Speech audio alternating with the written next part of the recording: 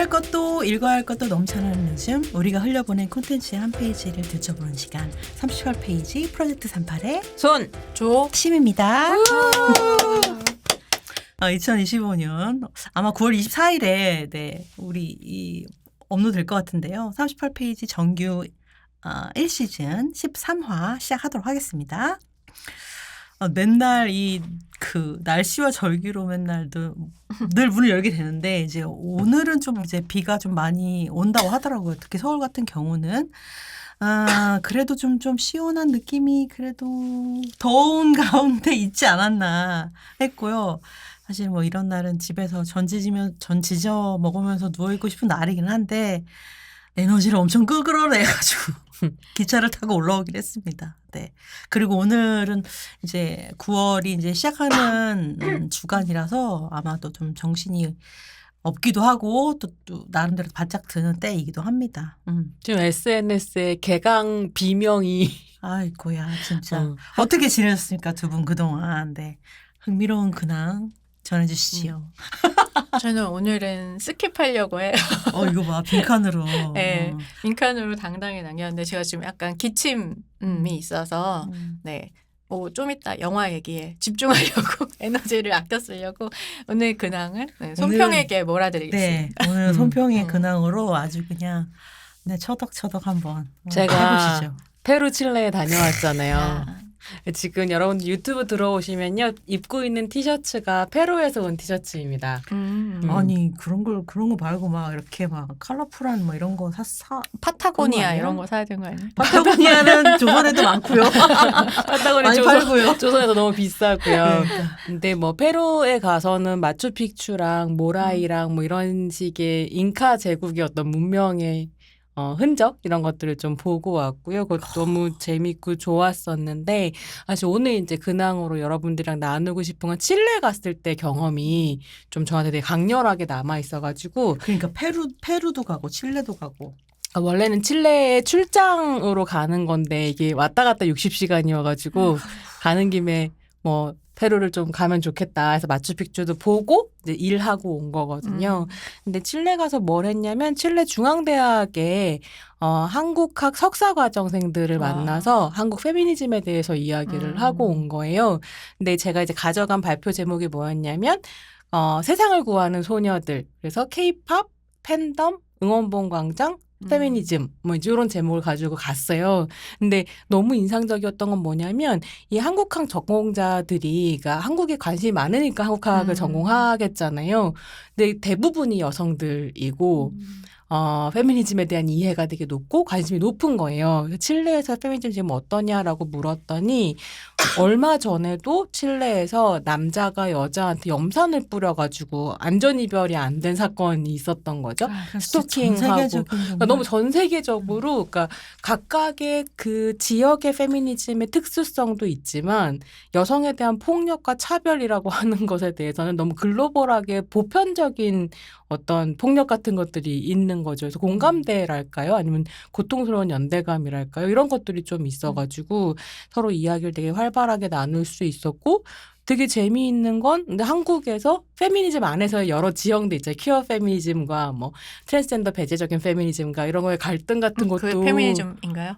이해 그렇죠. 페미니즘인지 우리는 늘 질문할 수 있지만 그러니까 그런 갈등이나 이런 것들도 이해하고 있고 직접적으로 질문을 하더라고요. 그러니까 그런 식으로 트랜스젠더 배제라든지 아니면 퀴어 페미니즘에 대한 반대 같은 목소리가 나오면 예컨대 퀴어 단체들은 어떻게 대응하냐 뭐 당신이 생각하기에 남한에서 필요한 페미니즘 뭐라고 생각하냐 이런 질문 같은 것들이 막 나오는 거죠. 그리고 또 되게 재밌었던 건 뭐냐면 응원봉 광장에 대한 이해가 있는 거예요. 근데 그건 한편으로 왜냐면 한국 뉴스에 관심이 있기 때문이기도 하지만 실제로 2019년에 칠레에서 엄청나게 대규모의 반정부 시위가 있었거든요. 그래서 그러니까 칠레 같은 경우에는 구리 광업에 굉장히 기대고 있고 수산업 같은 거에 많이 기대고 있어서 산업이 별로 발달하지 않았는데 굉장히 생활비나 이런 건 비싼 거죠. 그래서 사람들의 수입에 비해서 생활 질이 별로 좋지 않다 이런 평가들이 좀 있더라고요. 그래서 많은 시민들이 생활고가 좀 있다라고 느끼고 있을 때 정부에서 이제 지하철 요금을 올리면서 정부에 대한 불만이 폭발을 했었는데 당시에 어떤 식의 기사가 있었냐면 K-팝 팬덤이 이 시위의 뒤편에 있다, 배후에 있다 이런 식의 정부 발표가 있었다는 거예요. 근데 이 발표가 왜 나오게 되냐면 그랬을 거 아니야? 우리가 응원봉 광장 했었던 것처럼 트위터나 SNS를 중심으로 반정부 민주 시위가 조직이 되는데 그거 RT하고 내용 올리고 막 이랬었던 계정들이 이미 조직되어 있는 K-팝 팬덤들. 팬덤 계정들하고 많이 연동이 되어 있었다는 거죠. 그래서 뭐 그런 식의 이제 경험 같은 것도 좀 공유하고 있고, 그래서 그 반정부 시위 지난 다음에 지금 칠레 대통령이 30살, 35살? 뭐 36살? 이 정도 되는 칠레 최연소 대통령인 거예요. 그리고 민주진영의 이제 후보이기도 했고, 근데 이 사람을 지지하는 지지자들이 또 K-팝을 부르고 뭐 이런 것들이 있어가지고 K-팝, 팬덤, 그다음에 소수자에 대한 감수성, 민주주의 이거에 대한 연결이 칠레랑 한국이랑 되게 유사하게 이제 뭐 같다라고 얘기할 수는 없지만 형성되어 있는 부분들이 있어서 그런 거에 대한 질문들이 현장에서 나오고 약간 공감대가 있었다. 이게 너무너무 재미있더라고요. 혹시 K-팝 데모넌터스의 이 흥행에 대해서는 어떻게 생각? 굉장히 흥미로워하고 관심을 가지기도 하고 그래서 저는 그냥 그 정도 얘기만 했어요. K-팝 데몬 헌터스를 마지막 내 발표의 마지막 결과가 마지막 장으로 결론으로 넣으면서 소녀들은 세계를 구하는데 세계는 소녀들을 구하지 않는다. 그리고 한편으로는 K-팝 데몬 헌터스에서 보는 것처럼 한국의 정치는 응원봉 광장에 나왔었던 청년 여성의 목소리를 정치로 끌어안지 아직 못했는데 사실 이렇게 세계를 구하는 소녀들의 이미지를 상품화하는 것 그래서 이것이 글로벌하게 히트친 것을 한국 사람들이 한국 작품이 아니지만 매우 자랑스러워한다. 이 정도의 이야기로 결론을 졌었는데 같이 출장 갔었던 연구자께서 고거를 K-팝 데몬 헌터스에 나타나는 메시아주의와 하지만 이게 어떻게 한국의 내셔널리즘으로 귀결되는가 이런 걸 발표를 하셨다는데 스페인어라서 나는 못 알아들었다. 근데 그 발표 끝나고 난 다음에도 엄청나게 그 한국학 전공자들의 질문이 막 많이 나오고 역시나 스페인어여서 못 알아들었지만 관심은 매우 뜨거운 것 같았다. 소녀들은 스스로를 구할 거예요. 그러게요. 그래서 세계가 구하기를 맞아요. 기다리지 않습니다. 그래서 그런 것들을 같이 이해하고 있다는 게 그 이역만리에서 너무 흥미로운 경험이네. 되게 그랬어요. 제가 약간 국뽕은 아니지만 리액션 비디오를 좀 많이 보는 편인데 그 또 캐대언의 리액션 아니 비디오. 캐대원이 아니라 옛날부터 약간 K-팝 쪽 리액션이나 아니면 드라마 리액션 비디오, 뮤직비디오 이런 거 나오면 뮤직비디오나 그쵸 그 아니면 드라마 이제 한국 드라마 그 리액션 같은 것들을 그냥 약간 할 일 없을 때 할 일 없지 않고 할 일이 많은데 하기 싫을 때 이제 보는 편인데 남미 쪽이 진짜 많거든요. 남미는 사실 여성들도 많은데 남성들도 남미 쪽 엄청 많아서 젊은 분들이라든가 뭐 사실 나이 든 사람들도 있는데 어쨌든 그래서 되게 진짜 물론 이제 미국 내 남미 인구가 좀 많은 편이긴 하지만 제가 아무래도 이제 영어 쪽 영미권 쪽 알고리즘으로 탈 테니까 근데 확실히 그 남미 계열의 그 K-팝 팬덤이 엄청 공고하구나 이런 생각은 들면서 좀 되게 재밌다 뭐 이런 그런 거 연구하는 사람들 좀 인종과 관련된 인종 구성과 관련된 K-팝 팬덤 안에서 이런 연구들이 좀 나오면 좋겠다라는 생각이 들긴 했었던 것 같아요. 그래서 그걸 좀 같이 살펴볼 수 있는 지형이 있으면 좋겠다는 생각이 들었어요. 근데 그것과 더불어서 한 가지 더 인상적이었던 건 뭐냐면 기업가 인권 박물관이라는 데 갔었거든요. 칠레에서. 근데 칠레가 피노체트 독재를 경험했던 나라잖아요. 굉장히 한국이랑 유사한 어떤 역사적 궤적을 좀 가지고 있고 그 독재에 저항했었던 사람들의 이야기라든지 이런 것들 당시에 얼마나 많은 사람이 죽었는가 이런 것들을 이제 박물관에 전시를 해놨는데 진짜 인상적이었던 건 뭐냐면 페미니스트들이 독재에 저항했었던 그 기록을 따로 세션을 빼가지고 큐레이션을 해놨더라고요. 그리고 이제 그 큐레이터 따라가지고 다니면서 설명을 들으면서 그거를 봤었는데 그런 식으로 얘기하는 거죠. 여성들의 저항은 어머니로서의 저항도 있지만 그게 다가 아니었고 페미니스트의 저항이 이렇게 분명하게 드러났다. 이런 이야기를 설명하는 거예요. 근데 사실 한국에서 이거 되게 어렵잖아요. 민주주의를 이야기할 때 페미니즘이나 여성들의 투쟁, 여성 노동자의 투쟁 같은 것들이 이야기되기 시작한 지 사실 얼마 안 됐고 뭐 페미니스트들은 계속 그 얘기를 해왔지만 계속 주목박으로만 환원되는 어떤 서사화가 있었다라고 생각하는데 칠레는 또 다른 역사 안에서 페미니즘의 역사를 민주주의 안에 정확하게 좀 넣고 있다.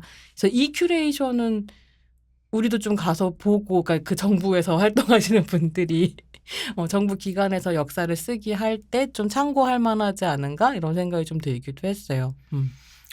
그래서 이게 결정권자가 어떤 방식으로 이렇게 공식 기억이라고 하는 걸 어떤 뭐랄까 아카이빙하고 큐레이션 할 수 있는가를 늘 그래서 사실은 늘 이렇게 정권의 성향의 문제를 늘 얘기를 하는 거잖아요. 그걸 어떻게 진짜 공감 배치해 주는가는 진짜 결정권자가 어떤 돈을 주는 사람과 그걸 할 수 있게 하는 사람이 어떤 사람이냐가 그래서 늘 중요해지는 것 같아요. 이게 실질적인 행정의 측면에서는 그렇지 않을까 그런 생각이 좀 드네요. 저의 근황은 여기까지. 네. 좋은 시간이었습니다. 그렇구나. 네. 그래도 왔다 갔다 진짜 너무 고생. 허리가 나갈 것 같습니다. 네. 그랬을 괜찮아요. 것 같아요. 아직도 내 여독이 풀리지 않은 우리 손평의 근황으로 제가 또 저의 근황은 아닌데 손평이 이제 해외 갔다 왔다고 하니까 그러니까 저도 그런 적이 없었는데 이제 남편이 출장이 좀 많은 사람인데 거의 뭐 거짓말 좀 보태서 한두 달에 한 번씩은 거의 출장을 가는 것 같아요. 그러면 이제 그럴 때 뭐 매번은 아닌데 뭐 너무 새벽이거나 아니면 뭐 이렇게 좀 차편이 여의치 못할 때 데려다 주거나 데리고 오고 하거든요. 네. 집에서는 이제 제가 지방에 사니까 한 1시간 반, 2시간 정도 걸려요.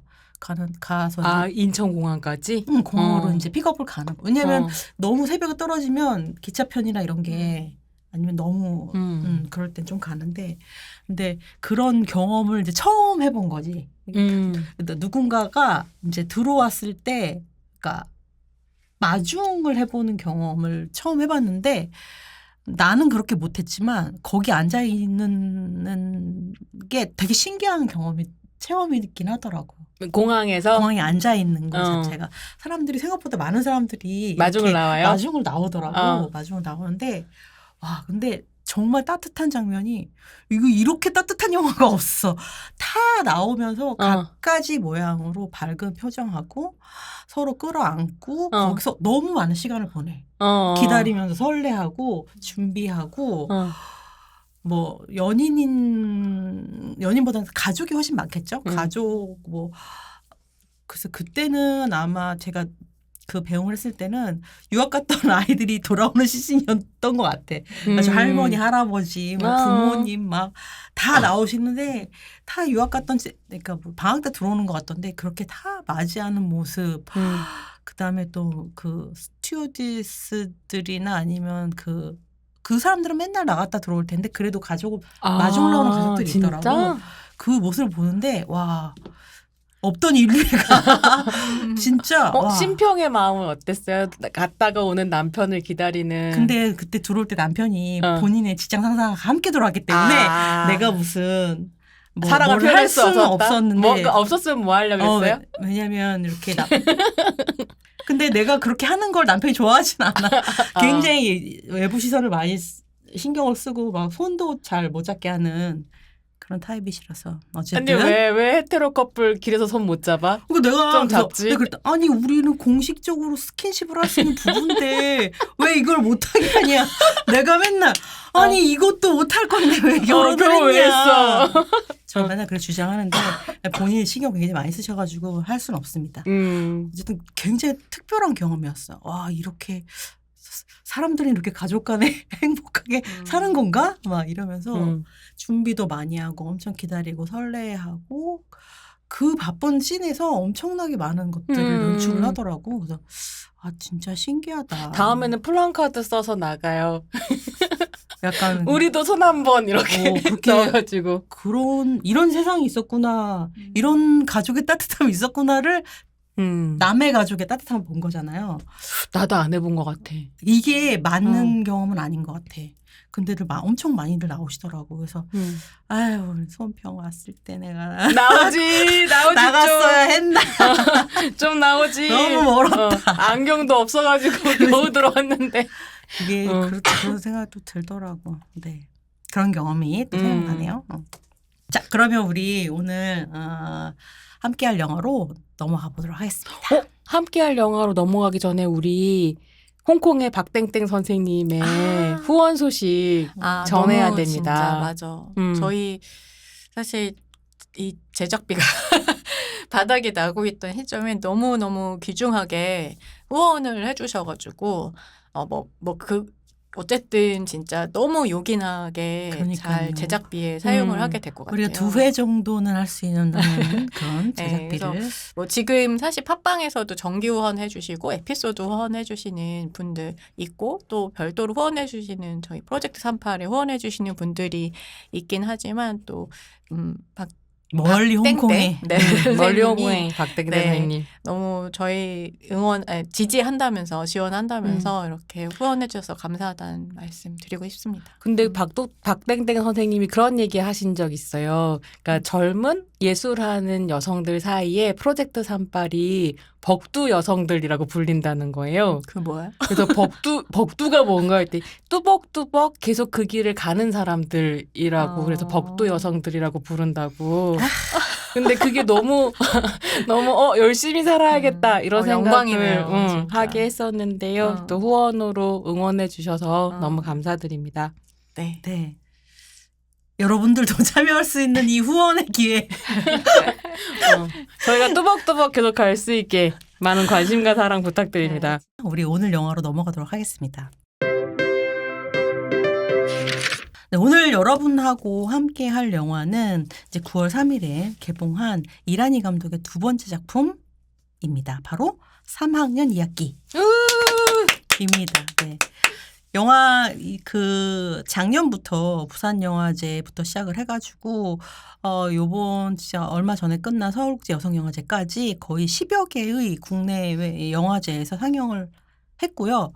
그 다음에 또 인천에서 조직되는 어떤 그 공동체 상영들로 전국을 좀 이렇게 이어가기도 했습니다. 그리고 상도 많이 타서 국내 영화제 한 10관왕 정도 한 작품이라서 아마 구독자분들 중에 보신 분들 많이 있을 거고, 그리고 이미 우리가 업로드 됐을 때는 국장 개봉을 한 상태이기 때문에 많이들 보셨을 것 같습니다.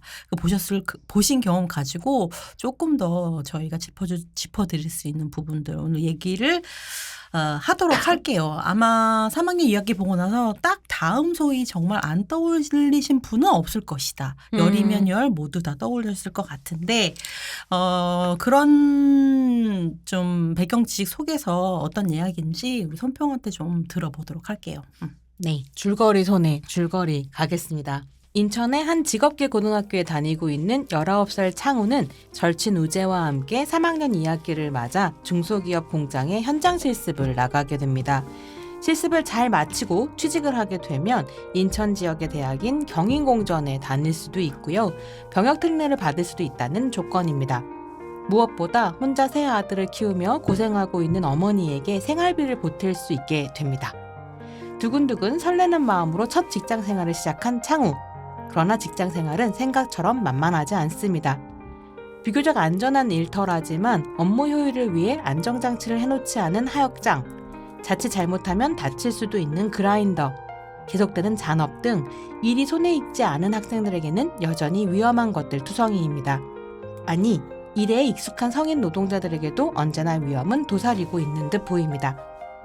2024년 한 해에만 산재사고 사망자 수가 589명에 달했던 대한민국에 살고 있다 보니 관객들은 창우나 우재에게 무슨 일이 일어날까 영화를 보는 내내 불안해질 수밖에 없죠. 관객들의 마음을 아는지 모르는지 손은 느리지만 성실한 창우는 낯선 공장 생활을 익히기 위해 최선을 다해 나갑니다. 하지만 뜻하지 않은 일들이 계속 일어나고요. 결국 예기치 못했던 동료와의 이별은 창우를 움츠러들게 만들기도 합니다. 그래도 창우는 첫 월급을 받았을 때 동생들에게 맛있는 치킨을 사주기도 하는데요. 창우의 마지막 학기, 3학년 2학기는 어떻게 마무리될까요? 함께 인천 지역의 작은 공장으로 떠나보시죠. 짜잔! 네, 역시 여러분 줄거리 손이지 않습니까? 네.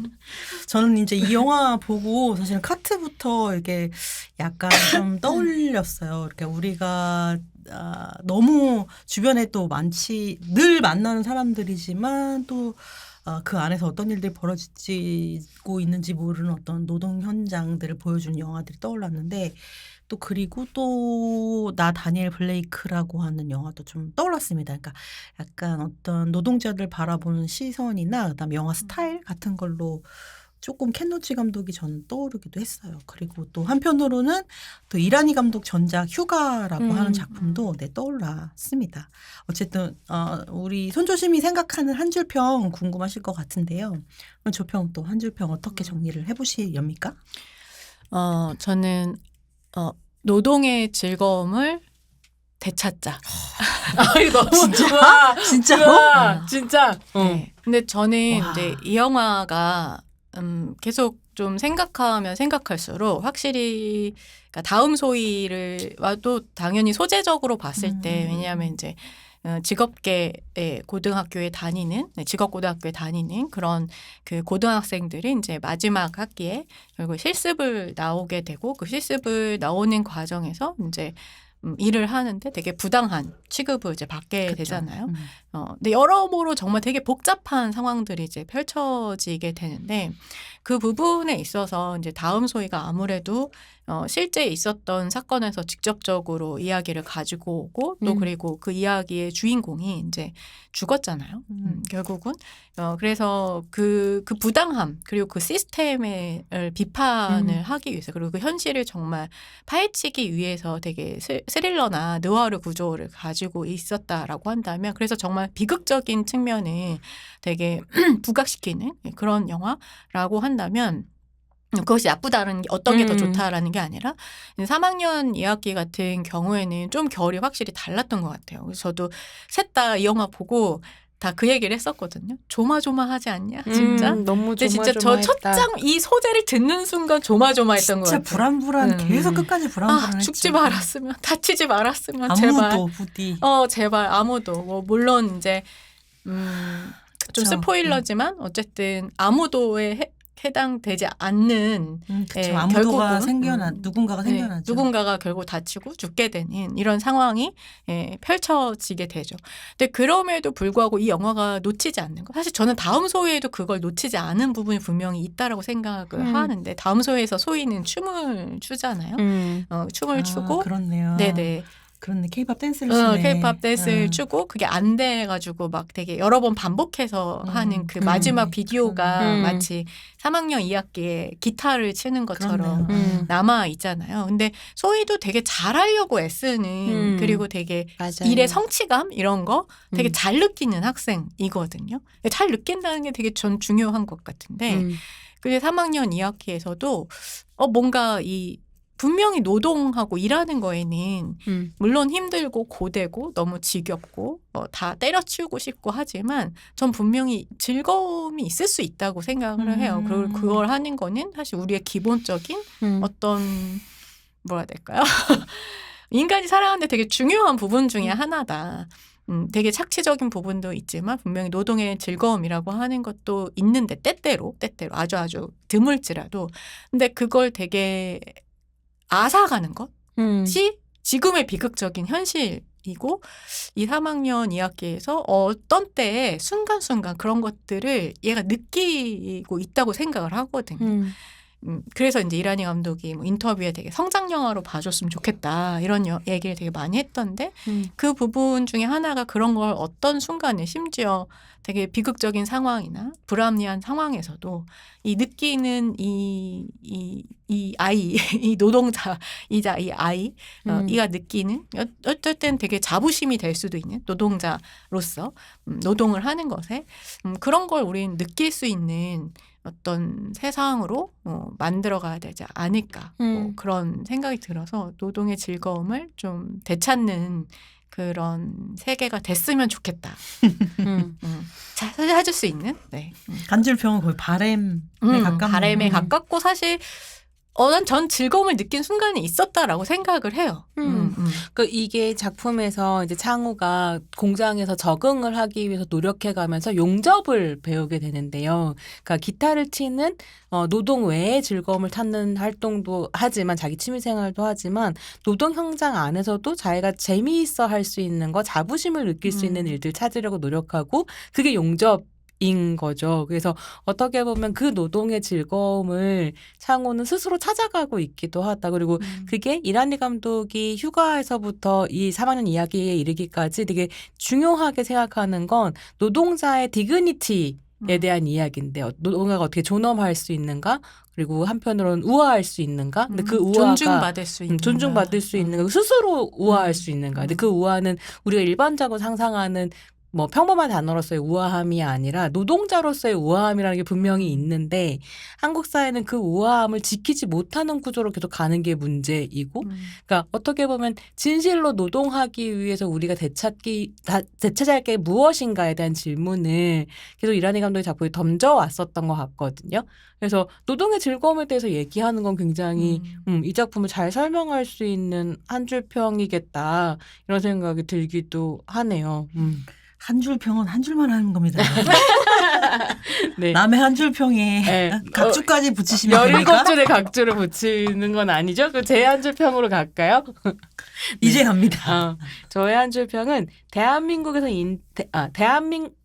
한 줄 평은 대한민국의 인천에서 만나는 또 하나의 스파이더맨 스토리. 저는 사실 그러니까 노동에 대한 이야기도 되게 중요한데 그게 주제이기도 하지만 한편으로는 좋은 소년에 대한 이야기라서 영화 너무 좋았거든요. 저 이 영어 표현으로 하면 디선트 보이 혹은 디선트 맨이라는 표현을 되게 좋아하는데 존엄한 소년이기도 하고 괜찮은 소년이기도 하고 뭐 좋은 소년이라고 번역될 수도 있을 텐데 제가 이런 이야기이기 때문에 스파이더맨을 되게 좋아해요. 그리고 스파이더맨을 다른 히어로들보다 더 좋아하는 건 스파이더맨이 노동자 계급 출신의 영웅이기 때문이기도 하거든요. 그래서 이 작품을 보면서는 디선트맨인 우재, 창우에 대한 이야기인 것 같다. 그래서 이 소년의 모습이 너무 좋았다. 그런 이야기 좀 드리고 싶습니다. 난 좀 반대쪽이긴 한데 아니 근데 소년의 이야기였으면 좋았을 텐데 소년이 너무 급하고 빨리 성인이 돼서 모든 것들을 해결해야 되는 게 난 조금 아쉬운 부분들도 있었거든요. 왜냐면 나는 19살 때 전혀 그러지 못했는데 너무 그 생활과 그다음에 가정과 직업과 그다음에 돈이 너무 꽉 차 있는 것 같아서 그게 좀 안타깝긴 했는데 네. Anyway, 네.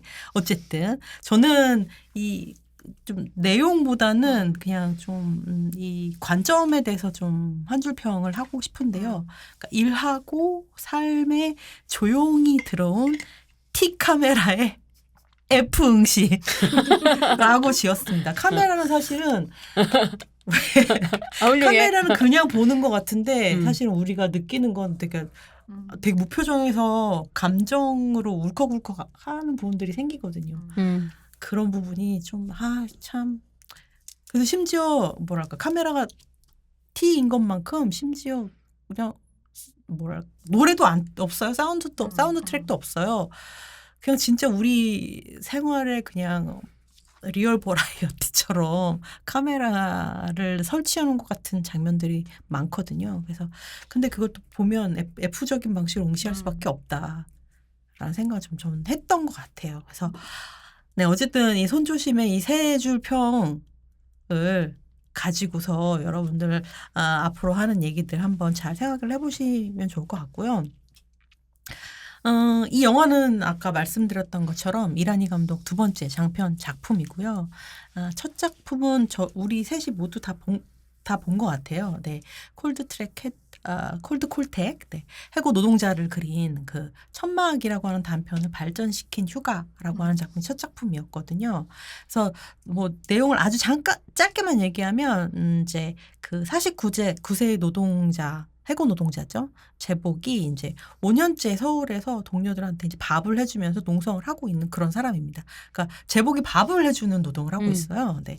근데 그 노조가 이제 정리해고 무효 소송에서 패소를 합니다. 최종 패소를 하죠. 그리고 나서 이제 제복이 열흘간의 휴가를 받고 집에 와요. 집에 드디어 이제 살짝 지방에 집에 오는데 이제 휴가를 보내면서 이제 가족과 5년 동안 바깥에 나가서 밥 해주는 일만 했으니 가족하고 굉장히 소원하겠죠. 그래서 이제 많이 커버린 딸들하고의 이제 서먹한 일상을 보여주는 그런 영화였습니다. 이렇게까지 얘기하면 이런 영화들을 만드는 감독이구나 생각하실 것 같은데 이란이 감독이 좀 궁금해지지 않으실까 좀 생각을 해봅니다. 그래서 이란이 감독에 대해 조금 더 설명을 해주시면 좋을 것 같아요. 조평이. 네. 그 이란이 감독 같은 경우에는 이제 극단 생활을 되게 거의 한 7년 이상 정도 하신 것 같아요. 그래서 워낙 그러니까 기획 연출도 하고 그리고 그다음에 극단에서 이제 배우도 하고 하는 경력을 가지고 있고 그래서 아마 이제 여러분들 잘 모르시긴 할 텐데 그래도 독립 영화에서는 꽤 이제 유명한 영화인데 나술이라고 하는 영화 있습니다. 그래서 나술에 이란이 감독이 이제 배우로 그 출연을 하시기도 했었거든요. 그래서 종종 배우로 단역으로도 출연을 하고 계시고 그래서 아마 여러분들 보시면 모든 영화에 사실 그렇게 막 뭐라 해야 될까요? 능수능란한 경력이 많은 배우들을 쓰지 않아요. 이란이 감독 자체가. 그래서 되게 잘 안 알려져 있거나 아니면 이제 연극 쪽에서 활동을 하시거나 아니면은 약간 신인인 우리 아마추어 배우라고 그치. 얘기할 수 있는 배우들도 있죠. 그렇죠. 나오시고. 맞아요. 그래서 이제 그런 배우들을 캐스팅하는데 영화를 보면 정작 연기가 너무너무 놀라운 거죠. 그냥 이게 단순히 사실적이다라고 하는 연기하고는 정말 다르거든요. 그냥 그 어떤 리듬, 얼굴의 어떤 표정 이런 것들이 너무 뭐라 해야 될까요? 기가 막혀요. 진짜 그냥 리얼리티. 리얼리티인데 근데 그 리얼리티가 드라마틱한 리얼리티가 아니죠. 진짜 아니고 정말 살아있는 것 같은 그렇다고 해서 되게 시뮬레이션 된 연기도 아닌 것 같거든요. 어떤 코드만 이렇게 왜냐하면 그렇게 되면 이제 너무 정형화되기 쉬우니까 그런 연기도 아니어서 정말 실제 살아있는 사람을 얼마나 잘 관찰하고 그거를 실제 그 직업에 있는 사람들과 얼마나 오랫동안 사실 생활하고 얼마나 잘 관찰했으면 저런 연기 연출이 나올 수 있을까라고 하는 것이 진짜 되게 놀라운 것 같아요. 그래서 이란이 감독의 영화에서 정말 늘 경탄을 진짜 금치 못하는 건 연기 연출이 정말 대단하다. 그러니까 사실 휴가를 봤을 때까지만 해도 그러니까 한 명이 되게 운 좋은 배우를 만나서 저런 연기를 제복이를 연기한 저런 배우를 만나서 뽑아낼 수 있었는가라고 생각할 수도 있었겠잖아요. 그렇죠. 근데 3학년 2학기까지 보고 나면 3학년 2학기도 거의 뭐 첫 작품이거나 두 번째 작품이거나 이런 신인 배우들하고 작업을 하셨는데 3학년 2학기도 다 너무 연기가 좋은 거예요. 맞아요. 그래서 연기 연출의 몫이다라는 걸 확실히 느낄 수 있죠. 그래서 연기 연출을 어떻게 하는지 되게 궁금하기도 하고 이란이 감독이 되게 워크숍이나 이런 뭐 영상 교육 같은 거 이런 것도 많이 하시는 걸로 알고 있거든요. 그래서 이제 오히려 그런 데서 되게 더 힌트를 많이 얻으시나 뭐 그런 경험들이 사실 더 확장돼서 그런 실제 이제 그런 뭐 일반 미디어 워크숍뿐만이 아니라 되게 이런데 지역에 가서 혹은 어떤 단체에 가서 미디어 워크숍도 되게 많이 하시는 걸로 알고 있어서 그런 데서 되게 협업 같은 그러니까 연기 연출을 그냥 단순히 디렉팅을 주는 것뿐만이 아니라 뭔가 되게 협업의 방식이 있는 것 같다라고 추정해볼 수 있다. 추정해볼 수 있을 것 같습니다. 그래서 이란이 감독 같은 경우에 이제 아마 이 파마라고 하는 단편이 진짜 좋아요. 당시에 좋아요. 굉장히 단편임에도 불구하고 여러 영화제 베를린 영화제부터 시작해가지고 여러 영화제에서 이 영화가 상영이 되고 수상을 했었죠. 이게 2009년도 작품인데 사실 그때 당시에 결혼 이주 여성에 대한 작품들이 쏟아져 나올 맞아요. 때였거든요. 근데 파마란 작품도 결혼 이주 여성에 대한 이야기인데 그 수많은 작품들 안에서 군계 일학이었다. 진짜 저는 지금까지도 이 영화는 되게 교육 자료로 많이 쓰거든요. 어디 인권센터나 이런 데서 이제 특강 같은 거 좀 부탁하거나 인권과 관련해서 부탁할 때 이거 되게 많이 쓰는데 왜냐면 인권이라는 게 결국은 아까 얘기했던 그 존엄의 문제잖아요. 결국은. 그래서 우리 모두 다 존엄하고 존중받을 기본적인 어떤 평등권을 갖고 있다라고 하는 것인데 이 영화 이 파마라고 하는 작품에서 건드리는 게 바로 그 디그노티의 작품이거든요. 그러니까 언어가 안 통하는 시어머니가 이 이주 여성 베트남에서 온 이주 여성이 도착하자마자 이 여성을 데리고 미장원에 데리고 가요. 그래서 자기 마음대로 이 여자의 원래 여자 이 젊은 여성의 스타일을 다 벗겨내고 이 뽀글뽀글한 파마 머리와 시장에서 사온 그 몸빼 바지 같은 걸 몸빼 바지 입히는. 같은 걸 입히고 그 거기 미장원에서 그 그러니까 머리를 해주는 그 주인 아주머니 주인집 그 사장과 그 다음에 이제 주변에 있는 그 동네 사람들이 이제 이 여성에 대해서 못 알아듣는다라고 당연히 전자하고. 생각을 하고 아무 말이나 한국말로 아무 말이나 하는 거죠. 한국말로 아무 말이나 하죠. 그래서 근데 또 그렇다고 해서 이 사람들이 완전 악인이냐 그렇진 않거든요. 그래서 지금 뭐 휴가나 아니면 이 3학년 2학기에서 보는 이런 식의 어떤 원형을 파마에서도 되게 볼 수 있어요. 그냥 그래서 우리예요. 맞아. 우리가 세심하지 않으면 언제든지 저지를 수 있는 악이 없는 못된 짓들이 있잖아요. 진짜. 그런 게 드러나는 거죠. 맞아. 그래서 이제 그 뭐 선량한 차별주의자까지는 아닌데 어쨌든 그냥 일반적인 사람들이 그냥 어떻게 수시로 그렇게 남의 어떤 존엄이라고 하는 것들을 무시하게 되는가? 그리고 사실 그거는 되게 시스템 속에 또 있는 것이기도 하죠. 어떻게 보면 거기는 남편은 나오지 않거든요. 그래서 남편이나 아니면 뭐 그런 어떤 어떻게 보면 여성들을 일종의 매매에 가깝게 이렇게 보내게 되는 여러 가지 구조와 뭐 이데올로기와 이런 것들이 있을 텐데 그런 것들은 이제 다 배제하고 사실 딱 그 공간만 나온단 말이죠. 그래서 이제 그런 어떤 부분들의 인간들 사이의 어떤 관계 뭐 이런 것들도 기가 막히게 그려낸 그런 작품이었던 것 같아요. 그래서 그리고 나서 이제 이 콜드 코텍과 관련된 이 천막이라고 하는 작품이 있었고, 그다음에 장편 아까 얘기해 주신 것처럼 이제 장편 데뷔작인 휴가라고 하는 작품. 이 작품은 여러분들이 이제 개봉했던 작품이라서 어디서든 VOD로 보실 수 있어요. 보실 수 있습니다. 너무 좋은 작품이고 저는 이제 휴가에서 그 제복이 이제 주인공이긴 하지만 이제 제복이 그 투쟁, 이제 파업 투쟁을 하고 있는데 이 파업 투쟁 결국은 이제 소송에서 지게 되죠. 파업 투쟁이라고 복직 투쟁을 복직투쟁. 복직 그죠, 투쟁을 그죠. 하고 있죠. 복직 투쟁을 하고 있는 죄송합니다. 지금 말이 기억이 안 났어. 복직 투쟁을 하고 있는데 복직 투쟁을 이제 하면서 소송을 이제 재판이 진행되는 과정에서 결국 재판에 이제 지게 돼요. 1심인가 2심인가 하여튼 지게 되고 그러고 나서 이제 그러면 우리도 이제 그 사이에 이 투쟁을 어떻게 이어갈지 아니면 여기서 마무리할지 이제 모두 다 고민하는 시간이 오게 된 거죠. 그리고 그 사이에 우리도 휴가를 가자라고 하면서 이 투쟁이라고 하는 것도 하나의 노동이라고 왜냐하면 이게 노동이기 때문에 휴가 시간이 되는 거잖아요. 그러니까요. 그래서 자기네가 스스로 그것을 노동으로 규정짓고 휴가 시간을 마련을 하게 됩니다. 그러고 나서 이제 쉬어야 된다. 아까 얘기했던 것처럼 딸들과의 관계의 문제라든가 그리고 이제 딸들이 이제 또 이 파카를 사달라고 그래가지고 이제 일을 하러 잠시 친구가 하는 이제 그 가구 공장인가 뭐 이런 데 가가지고 이제 일을 하게 돼요.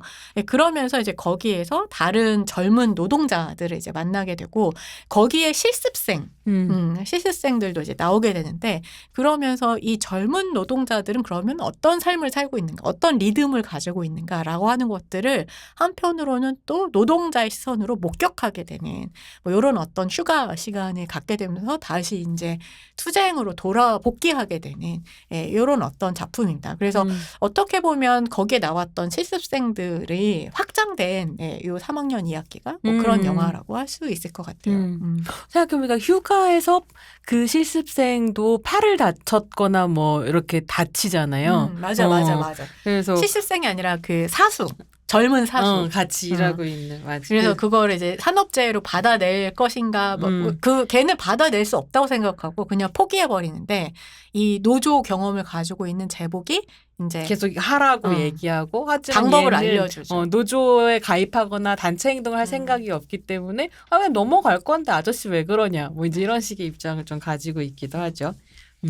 그래서 이제 뭐 그 휴가와 3학년 2학기 모두 사실 엄청난 많은 뭐 수상이 전부는 아니지만 어쨌든 영화제들에서 수상을 했고 그런 만큼 정말 최근에 이제 노동 영화라고 하는 것이 딱 이렇게 만들어지고는 있는데 굉장히 이렇게 딱 그 범주 안에 확 분명하게 드는 영화는 그렇게 많지는 않은 것 같아요. 근데 이란희 감독은 확실히 그 부분에 있어서 뭐 요 두 작품으로 아니면 그 이전에 이제 천막까지 해서 사실 되게 독보적인 어떤 그런 흔적을 남겼다, 네, 성과를 냈다라고 얘기할 수 있을 것 같습니다. 제가 이 3학년 2학기를 무주산골 영화제에서 처음 봤거든요. 이제 심사하러 갔다가 보게 됐었는데 뭐 그 비평가상 뭐 이런 걸 주는 걸로 그래서 다른 작품의 상을 주기는 했었어요. 그리고 3학년 이야기가 너무 좋은데 이건 뭐 다른 상 못 받을 것 같은 느낌이 들어서 이제 특별 코멘트를 하고 넘어갔단 말이에요. 근데 너무 예상과 달리 관객상을 받았어요. 3학년 2학기가. 그건 무슨 말이냐면 일단 무주사골 영화제에 온 관객들이 노동영화에 친근하지 않을 거라는 오해를 내가 하고 있었다는 부끄러운 고백도 있지만 한편으로는 이 3학년 2학기라는 작품이 이런 노동이라는 주제를 가지고 관객들에게 매우 친근하게 말을 걸 수 있는 대중적인 만듦새를 가지고 있기도 하다는 의미인 것 같거든요. 저는 어떤 의미에서 이제 요즘에 되게 휴머니즘이 마치 되게 약간 진보적이거나 더 급진적인 어떤 그런 학계나 이론에서는 휴머니즘을 되게 배척해야 되는 것처럼 어떤 휴머니즘이냐가 또 그치. 다르죠. 그 너무 이제 그렇게만 이야기되고 비평에서도 더 이상 휴머니즘이란 단어는 뭔가 칭찬의 의미가 아닌 것 같아요. 그러니까 뭔가 뒤떨어진 것 같고. 근데 저는 되게 이란희 감독의 영화를 보면서 약간 그 휴머니즘적인 그러니까 그게 단순히 뭐 따뜻하고 막 긍정적이고 막 이런 게 아니라 정말 인간이란 게 뭘까? 근본적으로 인간성이라는 게 뭘까라고 하는 것을 고민하는 거. 그리고 우리가 어떤 방식으로 인간이 존재할 것인가? 실제로 어떻게 관계 맺을 것인가를 고민한다라고 하는 점에서 이게 너무 지나치게 막 구조나 시스템이나 이런 것들만 강조하다 보면 사실 그 안에서 그 인간이 가진 다양한 감정들, 관계, 그다음에 뭐 그런 어떤 것들을 좀 이렇게 얘기하기가 어려울 수 있거든요. 근데 이제 이란희 감독의 영화는 그런 면에서 되게 이 인간을 보려고 하고 뭐 되게 저는 좀 그런 걸 되게 근본적으로 고민하게 한다는 점에서 좀 휴머니즘적인 그런 태도를 가지고 있다라고 얘기도 할 수 있을 것 같아요. 네, 이란희 감독이 이렇게 청소년 노동자라든지 사회적 약자에 대해서 이렇게 시선을 가지고 보여주고 있는데, 네, 이런 작품, 그러니까 평범한 삶의 어떤 존엄이나 성장, 그다음에 노동 현장에서의 경험 같은 것들을 한번 이 영화로 한번 얘기를 더 영화 속으로 들어가서 얘기 한번 해보도록 하시죠. 그래서 19살에 노동을 시작하는 현장 실습생 청소년 그리고 청년을 바라보는 이 영화. 그리고 심지어 사인이 없어서 계약을 해본 적이 없으니까 이름을 그냥 써서 처음 해보는 근로계약. 그리고 처음 해보는 조문. 또 도대체 뭘 물어봐야 하는지도 모르는 그런 모든 게 처음인 사회초년생.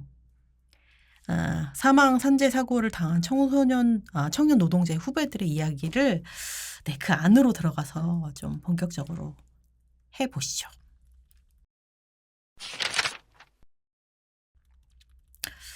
어쨌든 저는 이 영화가 이제 19살 실습생, 사회초년생의 이야기이기도 하지만 또 굉장히 또 로컬 영화다라고 하는 것에 좀 흥미로웠던 것 같아요. 저는 이제 뭐 대부분 평생을 김포라고 하는 지역에서 보냈는데 이제 이 영화 시작할 때 그 얘기가 나오거든요. 이제 영화 자체는 인천 분들은 거의 다 아시고 많은 분들이 아시지만 남동공단에서 시작되고 또 지금은 또 남동공단에 아마 많은 업체들은 주변 뭐 검단이라든지 뭐 김포라든지 주변 지역으로 많이 퍼져 있을 텐데 그 남동공단에서 얘기를 하면서 가는 인천 고등학생들의 이야기를 다루고 있거든요. 그러면서 이제 첫 장면에 선생님이 그래요. 남동공단이 어떤 이제 그 M&H 엔지니어링이라고 하는 업체를 소개를 해주면서 여기 갈래 그랬더니 이제 창호 같은 경우는 뭔지 잘 모르죠. 도대체 뭐 자기가 뭘 할 줄 아는지도 모르고 뭘 해야 되는지도 모르고 이 기업이 어떤지도 모르는데 성 옆에서 이제 친구 누구죠? 우재. 우재가 그 중견기업이에요? 이렇게 물어봐요. 뭐 저는 아직도 중견기업과 중소기업의 차이를 모르는데 네. 중견기업, 중견기업이에요. 이렇게 물어보고 그러니까 고등학교 2학년 애들은 이제 직업 전선에 뛰어든 애들은 이걸 다 안다는 거죠. 그러면서 물어봤더니 이제 아니 중견은 아니고 중소기업이야 선생님이 이렇게 얘기하면서 아니 니네 여기 못 가면 김포까지 가야 돼 이렇게 얘기하거든요.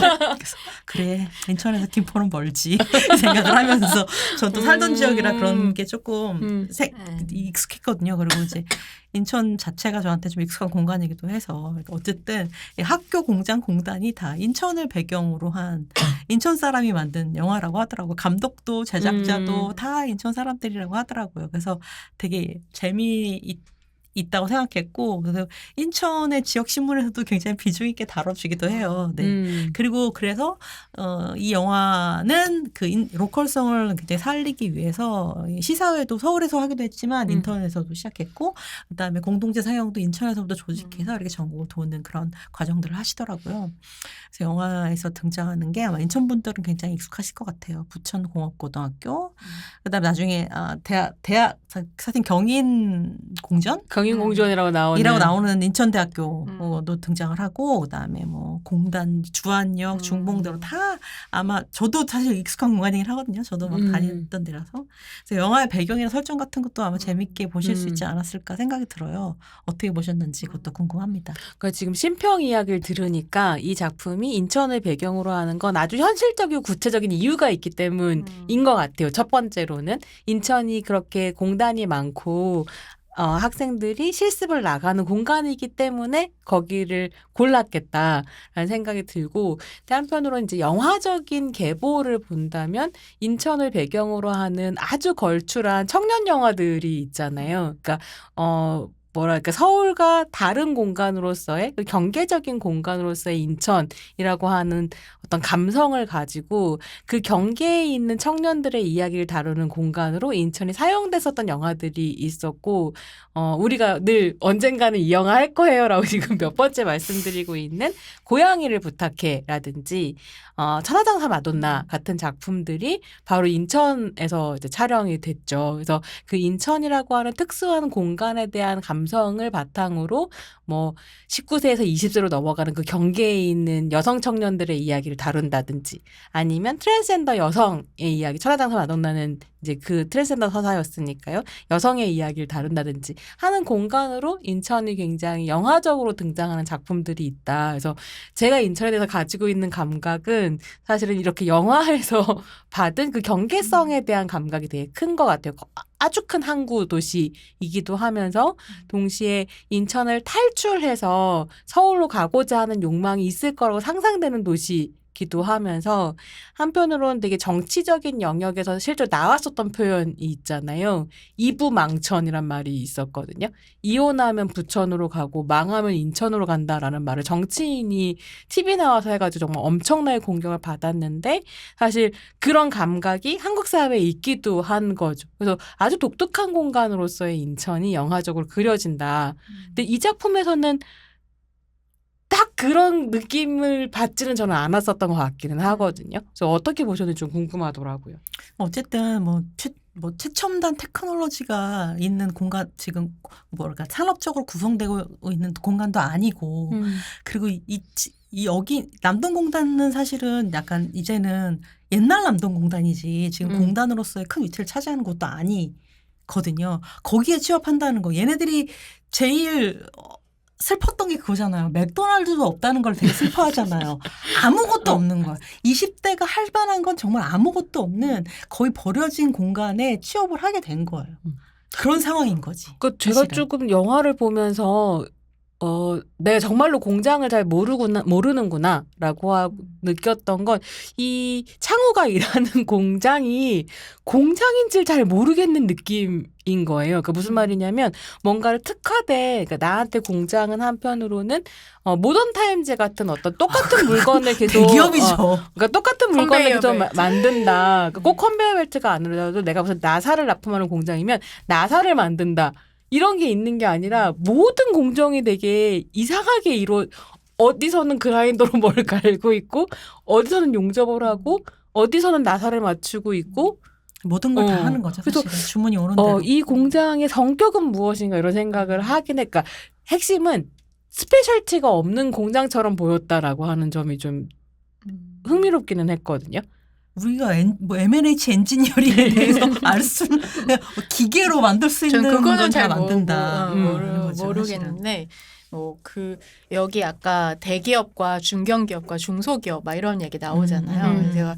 그래서 궁금해서 이제 찾아봤었는데 뭐 대기업은 연매출 뭐 1조 원 이상, 그러니까 매출로 그러니까. 치면 뭐 중견기업은 5천억 원, 뭐 중소기업은 더 그 이하 뭐 이렇게 떨어지는. 근데 또 다른 조건들이 되게 더 많더라고. 뭐 중견기업은 뭐 상호 뭐 대출 출자나 뭐 출자 방식이라든가 뭐 이런 식의 것들이 좀 다르기도 하고. 근데 이제 이 친구들은 보면 대기업을 갈 생각은 아예 왜냐하면 자기가 학교 내에서도 그렇게 공부를 잘하는 친구들이나 그러니까 뭐 아니면 뭐 자격증을 여러 개 땄다거나 하는 또 친구들도 아니기 때문에 그러니까 저는 그게 되게 좀 재밌었어요. 그러니까 어떤 이 캐릭터를 설정할 때 단순히 직업계 고등학교 다니는 학생 이런 게 아니라 거기서도 딱히 뭐 하고 싶은 게 없는데 아까 손평의 말처럼 그렇다고 어디 막 삐뚤어지거나 뭐 아니면 막 반항을 크게 한다거나 뭐 아니면 하고 싶은 게 막 진짜 또 따로 있어가지고 그걸 막 하려고 애쓴다거나 뭐 나쁜 길로 빠지거나 이런 애들이 아닌 거예요. 그러니까 정말 어떻게 보면 되게 평범하다고 하는, 맞아. 그러니까 개성 없는, 그냥 직장에 취직하는 게 목표예요. 맞아, 그죠. 근데 이제 또 현실적으로 가보면 그러니까 중견기업 정도는 진짜 갔으면 좋겠는데 아까 얘기했던 것처럼 공장이 훨씬 더 크고 가면은 뭐 점심이나 이런 것들도 더 잘 나올 수 있고 할 수 있는 아니 복지나 이런 것들이 그래도 시스템이 그나마 아니면 뭐 노조나 이런 것들도 좀 그나마 있을 수 있는 그런 데였으면 좋겠는데 사실 중소기업은 이제 그런 것들이 굉장히 좀 차이가 많이 나는 그런 기업이 월급 차이도 꽤 있는 것 같고 그래서 그러니까 우리가 생각한 저는 이게 되게 충격적이고 난 중견기업을 한 번도 잘 들어본 적이 없는 거예요. 그러니까 대기업과 중소기업만 늘 있었지 중견기업이라는 어떤 그 사이에서의 또 다른 어떤 뭐라 해야 될까 위계 이런 걸 몰랐다는 게 사실 내가 얼마나 무지한가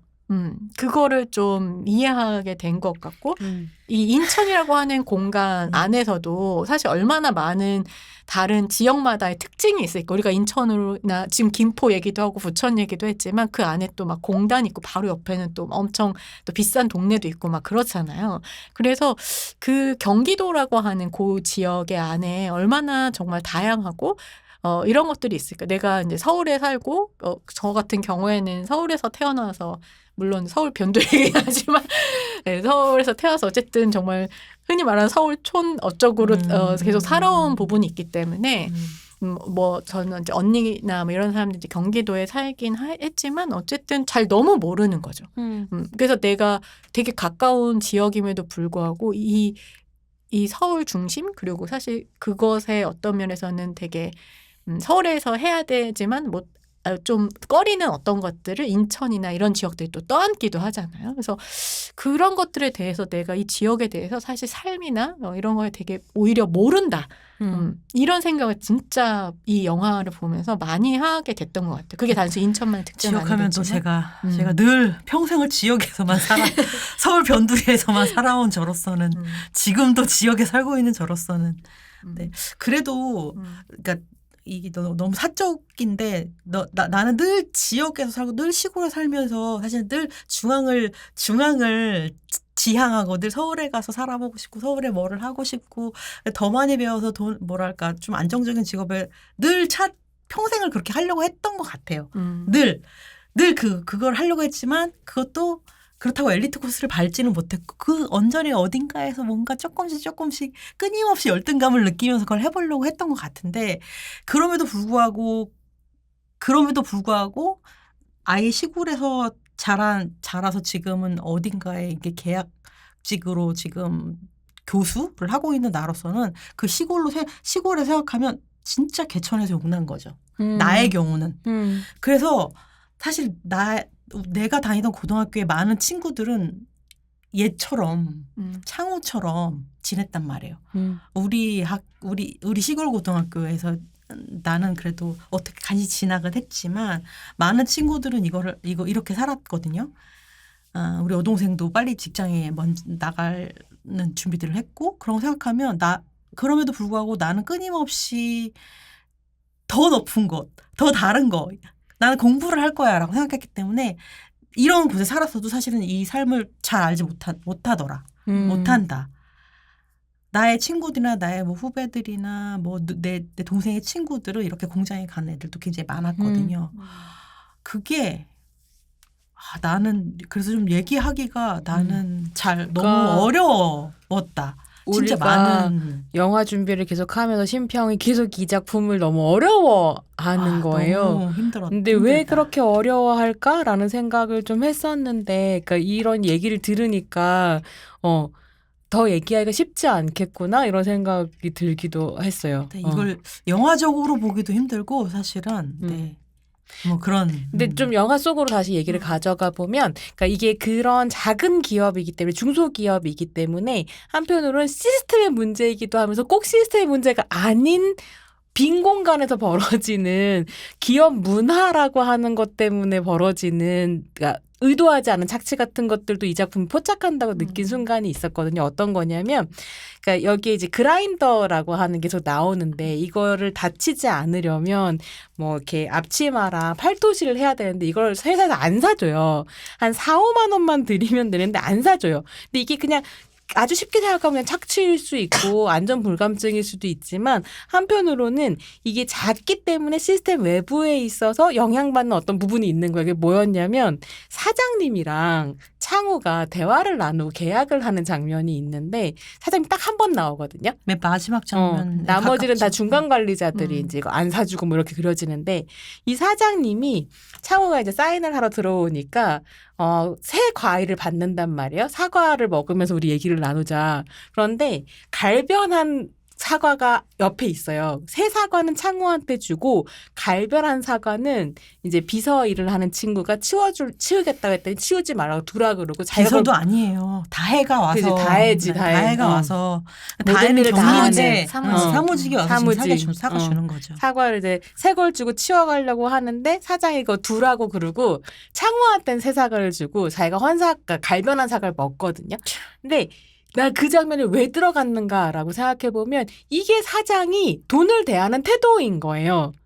그러니까 아끼고 아껴서 여기까지 온 사람인 거야. 그래서 사실 너무 당연히 시스템 안에서 안전을 보장하기 위해서는 이런 거 사줘야 되는데 안 사주는 거죠. 그래서 시스템의 문제일 수도 있지만 꼭 시스템의 문제가 아닌 아주 작은 집단에서의 어떤 문제를 영화가 포착한다는 게 좀 재밌더라고요. 네, 그리고 어떻게 보면 이제 정규직이라고 하나? 정규직들은 그라인더가 꺼지고 나서도 계속 돈다라는 걸 알고 있기 때문에 앞치마나 그 팔토시가 덜 필요한 사람들이겠죠. 근데 진짜 필요한 거는 사실은 이 고등학교 실습생들이란 말이에요. 근데 그러니까 실습생을 위해서까지 그 회사의 자재에 돈을 투입할 수 있는 필요나 여력을 느끼지 못하고 있는 거죠. 이렇게 갈변한 사과도 아끼시는 사장님 입장에서는.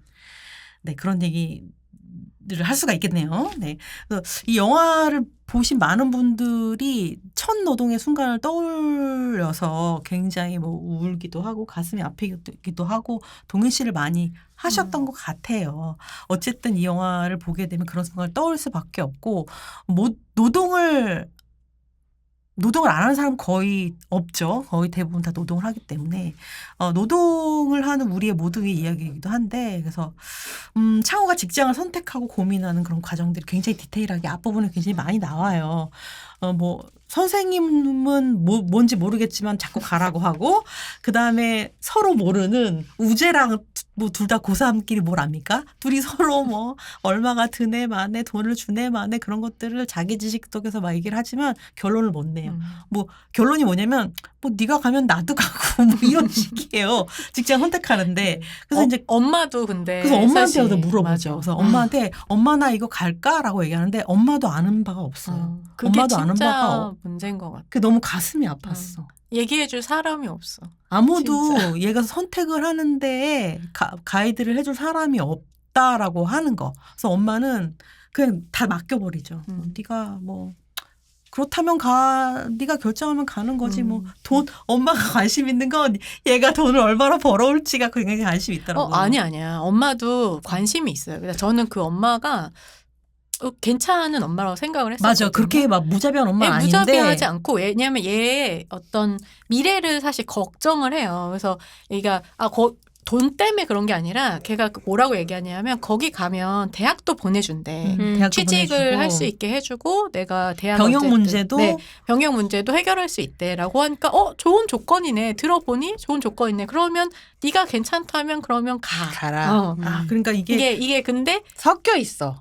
여러 가지 섞여 있어요. 엄마 맞아. 마음은 잘 판단하지 못하겠고 그런 조건이라고 하면 가는 것도 좋겠고 그리고 네가 앞으로는 생활비도 낼 수 있다라고 하니 그건 더 좋고 뭐 이런 식으로 얘기를 하는데 이런 식으로 이걸 또 생각을 하면서 참 나는 묘했던 게 뭐냐면 저 엄마가 나보다 젊겠잖아. 당연히 좀 당연히 좀 너무 10살 정도. 어리고 젊은 엄마가 아들 셋을 혼자서 너무 힘들구나 이런 생각이 좀 들었어요. 그러니 그게 사실 이제 어떤 가족의 경제적 상황을 보여주는 건데 아이가 벌어오는 돈이 당연히 이 가족 경제에 포함이 되고 그것을 포함하면서 이 가족 경제의 미래를 세우는 거잖아요. 우리도 어디 다른 데로 좀 더 이사를 갈 수 있겠다. 방이 좀 여러 개 있는 데로 라고 하는. 그래서 어떻게 보면 이 아이가 벌어오는 돈이 뭐 온전히 이제 어떤 경우에는 그렇게 되는 경우들이 있잖아요. 집이 조금 그래도 유복하거나 부모님이 뭐 둘 다 이렇게 있어서 싱글맘이기 때문에 또 둘 다 있어서 돈을 좀 더 잘 번다든가 하면 내가 벌어온 돈을 월급을 내가 쓸 수 있거나 내가 저금을 하거나 할 수 있을 텐데 사실 이제 그렇게 하지 못하는 출발선에 있다라고 하는 것이 상당히 그리고 어떻게 보면 우리의 주인공인 창호도 당연하게 생각하는 약간 아쉽지만 당연하게 생각하는 이 부분이 상당히 좀 마음이 아프긴 했었던 것 같아요. 그래서 이제 약간 난 그런 생각을 했던 것 같아요. 여기 이걸 보면서 뭐 내가 같이 얘기하고 싶었던 질문은 첫 어떤 노동 현장의 순간에 대해서 얘기를 해보자라고 하는 거였던긴 한데 뭐 사실은 글쎄 언제라고 얘기를 나는 사실 솔직히 말하면 하기 좀 어려운 것 같아요. 첫 노동의 순간이 언젠지를 얘기하기 좀 어려운 것 같은데 왜냐하면 나 같은 경우 비슷할 것 같긴 한데 아닌가 직장이 그러니까 나 같은 경우는 늘 뭐랄까 파트타임 그러니까 공부를 한 이후로는 그거 관련된 파트타임을 끊임없이 프로젝트 별이라든지 간단하게 하는 파트타임으로 늘 얘기를 해왔고 프리랜서로. 그렇죠. 프리랜서라고 하죠. 좋게는. 그렇게 뭐 알바와 프리랜서 사이 어딘가를 계속 왔다 갔다 하면서 좀 지냈고 그리고 그래도 공부 노동을 통해서 습득한 돈이기 때문에 어떤 부분에서는 너무 불합리하게 사실은 착취당하는 부분도 있었지만 또 한편으로는 이것이 공부의 과정이라고 생각하는 어떤 측면도 있고 그리고 또 한편으로는 또 뭐랄까 선생님 소리 들으면서 전문 지식을 매판하는 그런 순간들도 있었기 때문에 페이가 적더라도 선생님 소리를 듣고 나서는 그냥 넘어가는 순간순간들이 많았던 것 같아요. 노동이 불합리하거나 착취적이라고 해도 내가 그걸 충분히 표현하거나 어떤 행정적으로 불합리함을 고치려고 애를 썼던가, 그리고 내가 그 노동들이 충분히 만족했는가라고 하는 거는 사실은 지금도 되게 미지수고 내가 어떻게 처리해야 될지 모르는 부분이기도 하거든요. 창우를 보면서 사실은 그거를 느꼈던 것 같아요. 창우도 잘 모르지만 그냥 약간 그럼 이게 맞는 건가? 이렇게 하는 건가? 라고 하면서 창우는 한 번도 힘들거나 고되거나 이건 잘못됐다고 얘기하거나 싫다고 얘기하는 적이 없거든요. 그게 잘 모르니까 답할 수 있는 답이 딱 하나였단, 예스밖에 없었다는 생각이 좀 들어서 너무 계속 좀 보면서 좀 안타까웠던 것 같아요. 그래서 이 노동에 대해서 정말 이들이 어떻게 생각하고 있을까? 근데 이게 상상도 안 됐다는.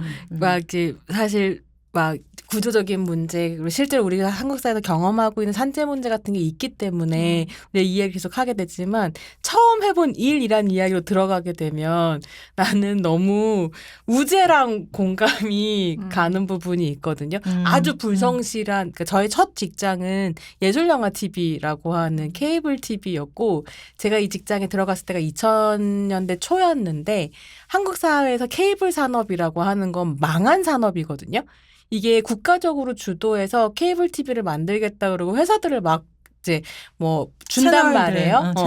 채널을 가질 수 있는 권한을 막 나눠주고 이렇게 국가적으로 키워서 이제 대기업들이 투자를 해가지고 케이블 방송국을 만들었는데 짜잔 하고 방송을 시작하려고 보니까 케이블이 안 깔려 있었던 거야. 전국적으로. 그래서 완전히 망한 상태로 시작한 산업이었어요. 그래서 제가 처음 일하러 들어갔을 때 몇 년 만에 처음 뽑은 새 직원이라고 막 그랬었어. 근데 나도 일할 준비가 전혀 안 돼 있었던 거죠. 회사 분위기는 거의 망해가는 분위기이고 나도 일을 어떻게 해야 될지 모르고 그래서 나한테 실제로 어떤 일이 있었냐면 난 낮잠 꼭 자야 되는 사람이거든요. 하루에 1시간씩 낮잠을 자야 된단 말이야. 10대 때도 그리고 50대 아직 안 됐고요. 40대 때도 그랬는데 20대 때도 그랬어요. 근데 잠을 잘 수가 없잖아요. 신입사원이 어서 자. 화장실에서 잤거든요. 우재가 영화를 보시면. 그랬구나. 근데 우재 잔 거 아니에요. 그런 것 같아. 나도 내가 여기서 뭐 하는지에 대해서 생각했어. 화장실에 들어가서. 아니, 좀 잤다면서요. 왜? 우재 분명히 자지 않았다고 몇 번이나 얘기했는데 왜 안 믿어줘? 난 우재는 잤을 거라고 생각해. 안 잔 거 같아. 우재같이 나도 그랬을 것 같아. 근데 나도 하다 아마 때려쳤을 거야. 여기 별로네. 근데 어쨌든 내가 그걸 안다. 일하는 게 너무 힘들어서 화장실에서 자본 경험이 있다. 그리고 늘 뭘 너무 늦게 배워가지고 사실은 창우처럼 되게 야단 많이 받았어요. 1년 일했거든요. 1년 일하다가 더럽다로 그만두고 나왔는데 맨날 편집실에 불려가가지고 너 일 이따위로 하면 너 여기서 자를 거고 심지어 네가 다시는 이 업계에 발을 못 디디게 내가 하겠다라는 이야기를 사수한테 들었어. 사수. 너무너무 무서웠어. 그때 내 인생 망했는 줄 알았어. 사수란 무엇인가. 참. 그러면서 이제 결국 회사 그만두고 대학원에 가게 되는데요. 어쨌든 이걸 보면서는 그 기분이 좀 느껴지기도 했어요. 그러니까 꼭 부조리에 대한 기분만 이 작품을 보고 느끼는 게 아니라 그냥 일을 시작하는 초심자의 어떤 곤란함이라고 하는 걸 우재의 얼굴, 창우의 얼굴에서 좀 느끼게 되는 부분들이 있었다. 그랬을 것 같아요. 그건 모두 다 그랬을 것 같아요. 근데 그런 다른 국가들이나 아니면 어떤 대기업은 사실 우리도 회사를 잘 안 다녀봐서 잘 모르겠는데 사실 저는 한국 사회가 점점 더 그런 것 같은데 아니 누구나 처음은 있잖아요. 그러면 처음에 아까 사실 실제로 휴가 같은 데서도 제복은 그렇게 숙련된 노동자, 오래된 공장에서 일하는 노동자임에도 불구하고 가구 이제 수제로 만드는 가구 거기 회사에 들어갔을 때 심지어 후배 회사인데 되게 얘가 어설프단 말이에요. 그래서 계속 쿠사리를 먹어요. 근데 이제 누구나 다 처음은 있고 그것을 익히는데 되게 오랜 시간이 걸리고 그렇기 때문에 이제 사수라고 하는 어떤 그런 시스템도 있는 것인데 이 배우는 시간 이것을 점점 더 안 주는 것 같아요. 그냥 옛날에도 그랬는데 옛날에는 욕을 먹으면서 어쨌든 뭐 그래도 조금 배우는 시간을 좀 주고 뭐 이런 것들이 있었던 것 같은데 요즘은 더더욱 그냥 바로 투입되면 마치 바로 해야 되는 것처럼 그래서 모두가 경력직을 원하는 그러면 우리는 어디서 경력을 쌓을 것인가 도대체. 저는 이게 이제 최근에 강사들도 마찬가지라고 생각을 하거든요. 그래서 교육을 한다는 건 사실 그렇게 쉬운 일이 아니란 말이에요. 특히나 이제 여러 학생들을 앞에 두고 그러면 강사가 처음부터 어떻게 뭐 그런 사람도 있겠죠. 처음부터 너무 능숙하게 잘 가르치는 사람도 그럴 수는 있겠지만 없어요. 사실 그러기 되게 쉽지 않거든요. 그럼 좀 생각해 보면 너무 다 쪽팔린 처음이 있잖아요. 이불킥하는.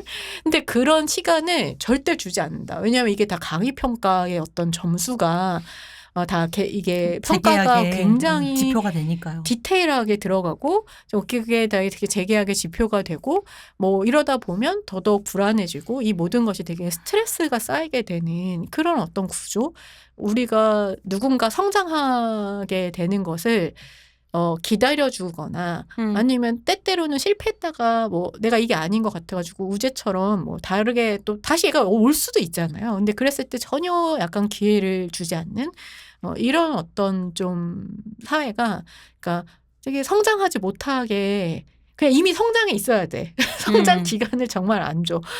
그거를 진짜 좀 그게 되게 이 영화에서 가장 저는 좀 슬픈 일이었고 그래도 그나마 좋은 사수가 있어서 이 회사에서는 그죠. 맞아요. 이 회사에서는 저는 그나마 너무 다행인 어떤 송대리도 괴롭히는 게 맞아, 아니야. 맞아. 이 정도면. 네, 이 정도면 진짜 송대리도 나쁜 사람이 아니에요. 뭐 다칠까봐. 이렇게 해도 지랄 네. 저렇게 해도 지랄이라고 얘기는 하지만. 맞아. 되게 다칠까봐 걱정하긴. 그리고 나중에 얘기하잖아요. 사장한테 있어야 된다. 사장인가? 팔토시. 그 먼저 과장인가? 얘기해요. 과장한테 팔토시랑 있어야 된다. 그러니까 자기도 경험했었기 때문에 그러니까 이 너무 자기 일에 몰두하느라고 사실 지금 너무 힘들잖아. 다 모두가. 그러다 보니까 이제 있긴 했지만 생각해보니 그러네라고 하면서 다치고 나니까 이제 너무 사실 걱정이 되는 거죠. 이게 뭐 내가 뭐 들은 적이 있는데 기업에서 사실 요렇게 작은 기업부터 큰 기업까지 항상 기업은 늘 바쁘잖아요. 뭐 공공기관이든 기업이든 늘 해야 하는 프로젝트들이 있고 바쁜데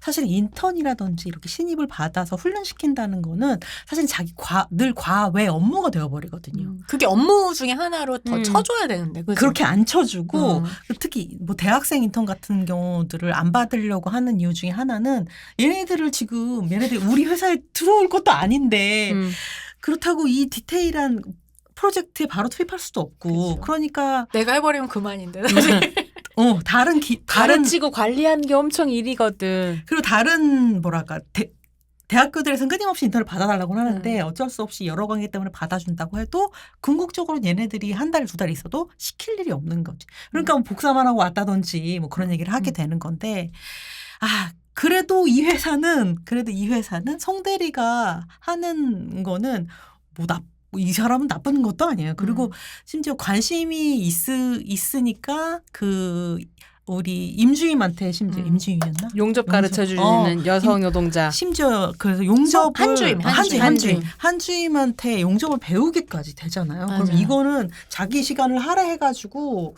진짜 해주는 엄청난 일인 거지. 근데 한편으로는 기다려주지 않고 가르쳐주지 않는 문화도 있지만 배우려고 하지 않는 문화도 있는 것 같아요. 그러니까 시간을 들여서 가르쳐주고 싶다고 생각하지만 가르치는 것 자체가 꼰대질이 되거나 아니면 내가 이걸 내 자원으로 만들 수 없는 내가 굳이 너한테 이걸 배우면서 일을 해야 돼? 라고 얘기하는 태도를 가진 사람들도 사실 있죠. 그래서 상호 가르쳐주고 배우려고 하는 태도를 어떻게 만들어갈 것인가가 지금 한국 사회에 너무 중요한 과제라는 생각이 들거든요. 그게 또 한편으로는 또 다른 시스템에서 훈련해온 뭐 여기 영화에서 도제라고 얘기하는데 그런 훈련해온 친구 그런 어떤 세대와 그렇지 않은 세대들 간에 지금 과도기이거나 충돌이기도 할 수가 있겠죠. 어쨌든 이 영화에서 영화가 잔잔하게 CCTV 들이대는 것 같지만 나름 최고적 부분이 있죠. 네, 그건 아마도 이제 창루를 비롯해서 우리 실습생 친구들의 거의 모든 롤모델 이었던 것 같은 수호라고 하는 친구. 이 수호라고 하는 친구는 영화 보신 분들은 알겠지만 이 회사는 아니고 사실 다른 회사에 있는 좀 인접 회사에서 이제 협력 업체에 있는 친구인 것 같은데 이 회사가 딱 진짜 정석적인 롤모델을 하고 있는 딱 그런 친구였던 거예요. 이렇게 특성화 고등학교를 나와서 그래서 이제 인턴 실습생을 갔다가 결국엔 그 회사에 취직이 되고 거기에 추천을 받아서 대학도 하게 다니고. 되고 대학을 다니면서 심지어 병역까지 처리를 해서 이제 앞으로 요번 2월 달이 되면 졸업을 하고 병역도 마쳐서 라오스에 여행을 가려고 딱 잡아놓은 해외여행까지 딱 잡아놓은 회사 그만두면서 해외여행 딱 잡아놓은 그런 친구가 바로 수호였던 거죠. 그 수호가 이 친구 이제 이 친구를 청년이라고 할 수가 있겠죠. 청년의 이제 산재 사망 사고가 납니다. 어떻게 보면 다음 소희에서 소희가 그렇게 아픈 일을 겪어서 다음에는 소희 같은 친구가 없었으면 좋겠다고 생각했지만 다음 소희는 다음 수호로 이 영화에서는 이어지게 맞아요. 되죠. 그래서 그걸로 인해서 특히 이 수호와 굉장히 수호를 정말 약간 선배로 굉장히 존경하고 있었던 것 같아요. 먼저 고등학교 2학년 때부터 왔던 성민이. 성민이는 또 우리 주인공 창호가 보기에는 엄청 선배고 굉장히 잘 적응하고 있는 친구로 보여졌는데 능력자죠, 진짜. 그럼요. 그 친구가 약간 뭔가 달라진 것 같은 걸 보이고 노무사와 상담을 할 때 이제 상담 다 끝나서 우리는 잘 지내고 더 원하는 것도 다 좋아요. 회사가 다 잘해줘요. 라고 얘기를 하는데 성민이가 나가다가 갑자기 노무사한테 얘기를 하죠. 선생님 우리 가죽 치마가 있어야 돼요. 팔토시도 있어야 되고요. 그 창고에 보면 안전바가 추락장 방지 장치가 안 돼 있어요. 이런 거 다 시간 줄이려고 하는 건데 그거 했으면 좋겠어요. 라고 얘기를 하는 부분이 있죠. 여러분도 이제 이런 거 어떻게 보셨는지 보시면 좋을 것 같고 이 영화의 사실은 두드러지는 핵심 주제라고 하는 건 사실 청소년들의 이 젊은이들의 산재 사망 사고가 핵심적이기도 하죠. 그래서 우리가 그런 얘기도 좀 해보면 좋을 것 같아요. 사실 이미 창우가 거기서 다친 상황이었잖아요. 그 상황이 진짜 너무 그렇네요. 창우는 노무사랑 얘기할 때 이미 다친 다음이었어요. 그러니까 어떻게 보면 창우는 아직 약간 뭣도 모르고 어떻게 해야 돼 이걸 대처해야 될지도 모르고 내가 여기서 뭐 좀 불합리한 것 같은 당연히 느낌은 있는데 그냥 사회생활이란 게 이런가 보다. 그러니까 창호는 아직 노동자로서의 정체성이 없는 상태인데 다친 것도 내가 실수한 건가? 이제 이렇게 생각할 수 있는 왜냐면 상태고. 이제 거기서 이렇게 하면 안 된다고 이것도 왜 모르냐고 물어보라고 막 그러잖아요. 송대리가. 근데 이제 창호가 이거를 자기가 한번 해보려고 하다가 그라인더를 이렇게 끄지 않은 상태에서 이렇게 하다가 결국은 이제 팔을 다치게 되죠. 그래서 이 팔을 다치게 되고 근데 그래서 이제 회사에 어떻게 보면 이제 못 나가고 있던 상황 속에서 노무사가 이제 어떻게 보면 갑자기 방문해가지고 이제 이 기업에서 이런 걸 잘하고 있나 감사를 이제 나오게 된. 그러니까 이게 시스템적으로 상당히 필요하고 사실 여기에서 이제 어떻게 보면 이 학생들이 얘기할 수 있는 분위기가 되어야 되는데. 아니 그거를 회사 회의실에서 하면 얘기가 돼요? 그리고 회사 회의실에서 안 한다 하더라도 얘기할 수 있을까 과연. 그러니까요. 근데 이게 그렇게 얘기할 수 있으려면 그리고 선생님도 또 다음 소희처럼 계속 물어보잖아요. 괜찮니 하고. 다음 소희 선생님보다 훨씬 나아요 또. 그리고 너 잘 지내고 있는 거지? 라고 얘기하고 막 압박하는 태도도 아니란 말이에요. 그런데도 내가 이거를 얘기하는 게 맞는 건지. 왜냐하면 또 사람들이 그렇게 막 싫은 사람도 아니고 내가 여기를 계속 다니고 싶은 상황이라고 한다면 사실 이게 되게 말하기가 어려운 거죠. 그래서 이거를 도대체 어떻게 만들어야 될까? 저는 그게 성민이는 어떻게 보면 굉장히 특출난 뛰어난 너무나 이건 예외적인 사실 이렇게 말할 수 있고 거기서 일도 잘하는 거 보면 애초에 굉장히 뛰어난 애인데 모두가 이렇게 뛰어날 수는 없잖아요. 사람이 사회관계 사회생활도 잘하고. 그러니까 성민이 같은 경우는 일을 굉장히 잘하는 사람일 뿐만이 아니라 이미 2년 차이기 때문에 노동자의 정체성을 이제 입은 사람이라는 생각을 했어요. 그러니까 뭐가 부당하다라고 하는 걸 보고 판단하게 된 상태인 거죠. 그래서 근데 우리가 기억할 거는 성민이가 그래서 이거 부당하고 저거 부당해요 라고 말한 다음에 할 수 있었던 선택은 회사를 그만두는 거였다. 그러니까요. 그러니까 이게 지금 우리가 더 얘기하고 있는 그러니까요. 결국 구조의 문제가 그 얘기를 되기도 하고도 하겠죠. 회사에 정말 계속 다닐 수 있는 건가. 그리고 근데 성민이가 그 얘기를 하고 그만두기 때문에 이후에 오는 현장 실습생들은 팔토시하고 가죽 앞치마 입을 수 있게 되는 거잖아요.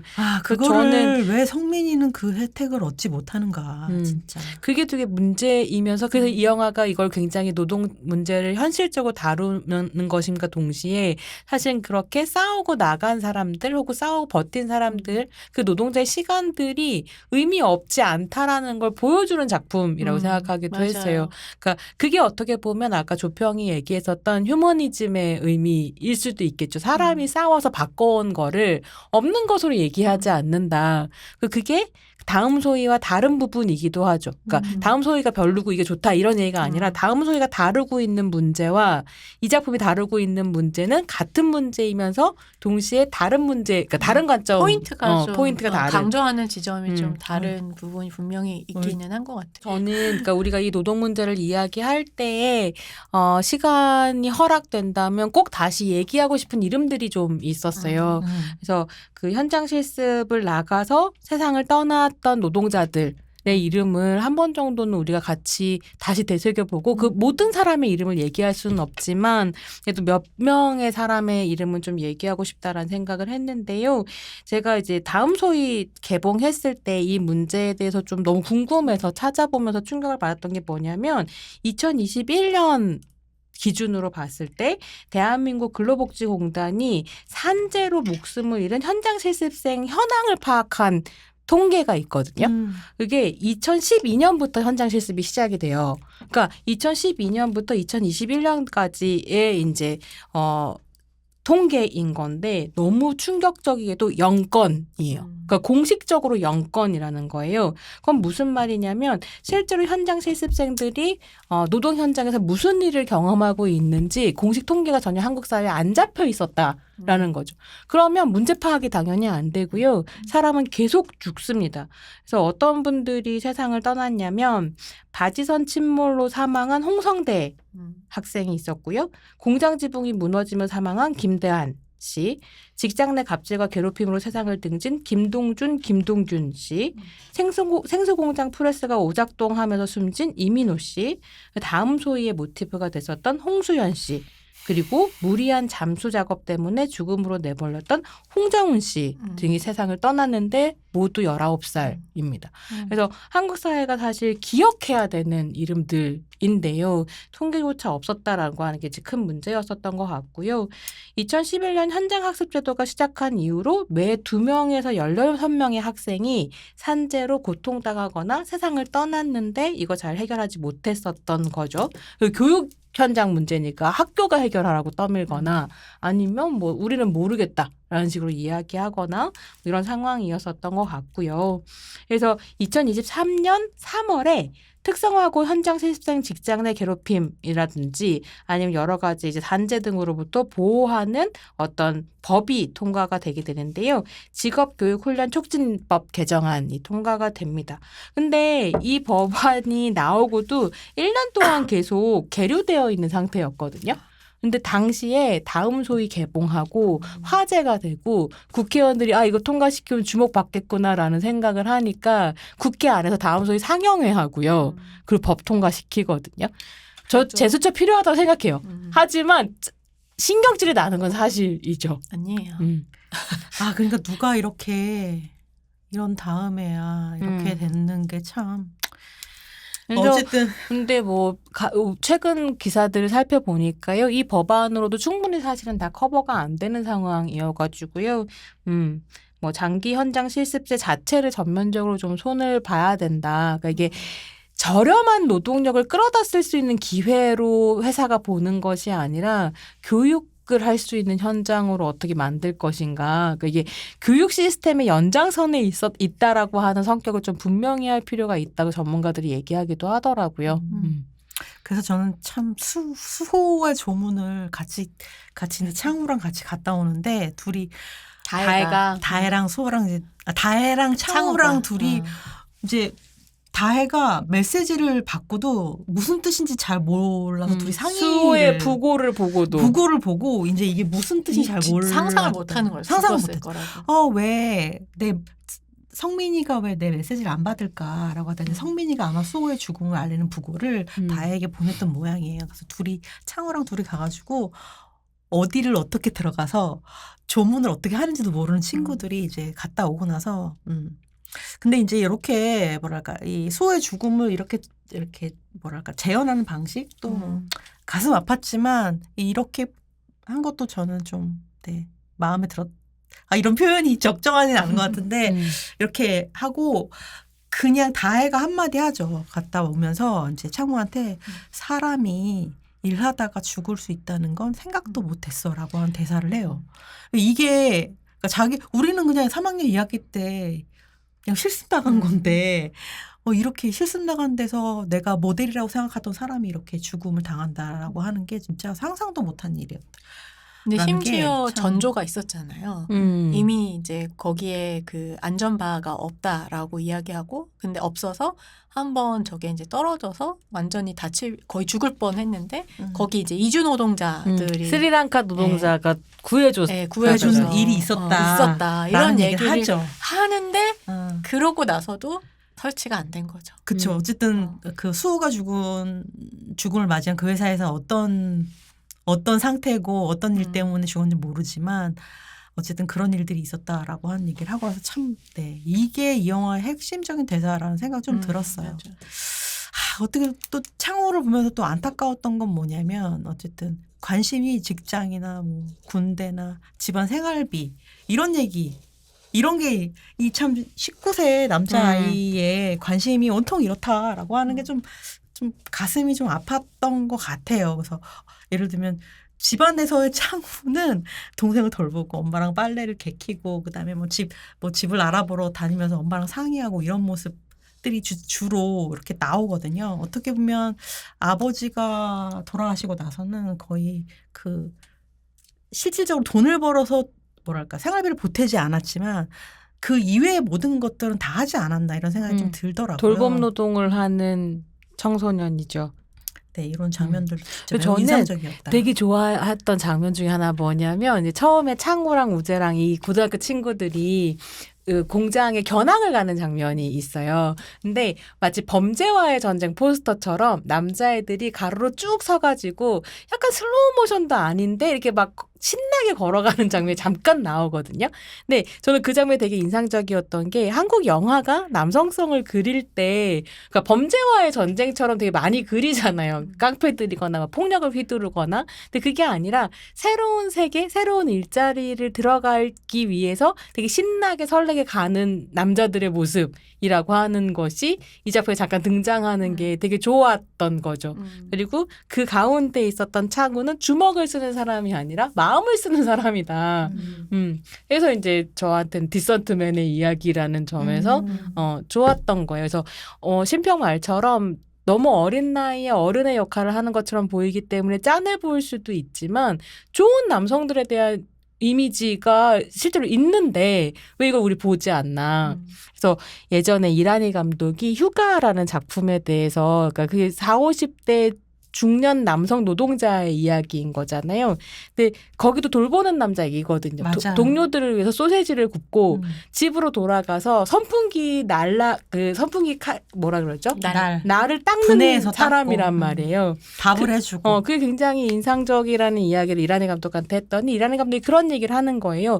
한국 사회에 남성 노동자라고 하면 스테레오타입 이미지가 있다는 거예요. 소주 마시고 막 소리 지르고. 근데 그렇지 않다. 남성 노동자들이. 물론 그런 사람도 있지만 되게 다양한 모습들이 맞아요. 있고.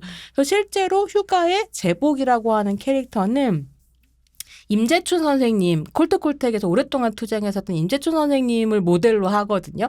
이게 그냥 한 감독의 머릿속에서 튀어나온 노동자 이미지가 아니라 실제로 그런 노동자가 있고 생활을 했고 그분의 모습을 그리고 있다라는 거죠.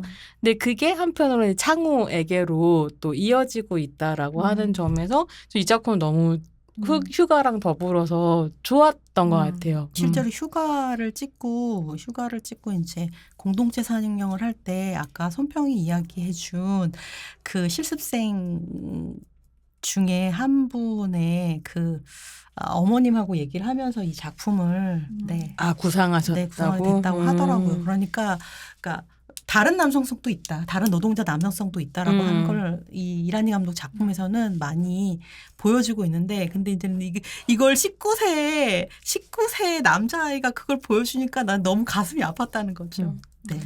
근데 저는 좀 다양한 삶이 있는 것 같아요. 맞아요. 누구든지 뭐 어떤 사람들은 나는 뭐 더 대학에 뜻이 없어서 사실 일을 하러 직업을 가지고 일을 할 수 있고 어떤 사람들은 난 우재처럼 난 아직까지 결정을 잘 못하겠어 하지만 군대 가버릴 남자아이니까 또 군대를 그냥 차라리 가겠어 이렇게 할 수도 있고 갔다 와서 뭔가 다르게 그때 와가지고 인생을 또 새롭게 좀 바꿀 수도 있고 한 건데 우리 사회 한국 사회가 너무 그 기간을 그냥 다 이렇게 바로바로 뭔가를 해야 되는 것처럼 경로가 있는 그 것처럼 경로가 있는 것처럼 만들어 버리는 거 이게 문제인 거지. 사실 좀 다양하게 저는 오히려 이렇게 다양한 어떤 경로를 보여주는 것도 뭐 나쁘지 않다라는 생각은 좀 들거든요. 그래서 내가 그 장면이랑 더불어서 정말 또 좋았던 되게 짧은 장면들인데 이게 이란희의